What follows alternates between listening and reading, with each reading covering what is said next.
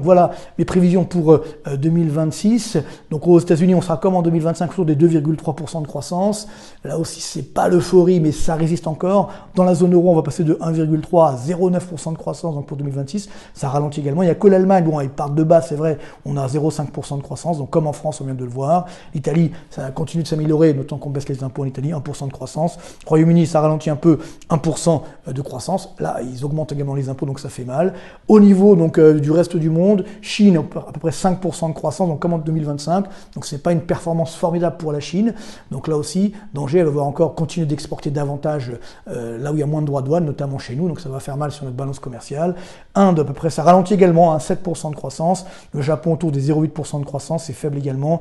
La Russie autour des 1,5%. Le Canada, ben voilà, c'est pas génial, seulement malheureusement nos amis canadiens, 0,8%. Nos amis suisses, voilà, 1,2, 1,5% de croissance. Et au niveau mondial, on se maintient à 3% de croissance mondiale. Alors là aussi, une performance relativement sympathique, 3%. N'oublions pas que la moyenne sur longue période au niveau mondial, c'est 3,5%.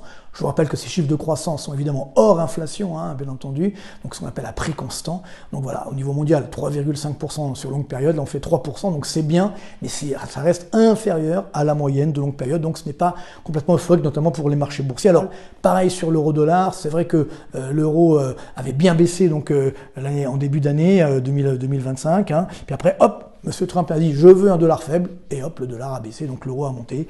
Et malheureusement, pour l'instant, on se maintient autour des 1,17 parce que évidemment c'est bien, je dirais, ça réduit le prix des produits importés, certes, mais néanmoins ça rend plus cher nos exportations et surtout ce n'est pas justifié économiquement. Donc là, c'est ce que Monsieur Trump va changer son fusil d'épaule.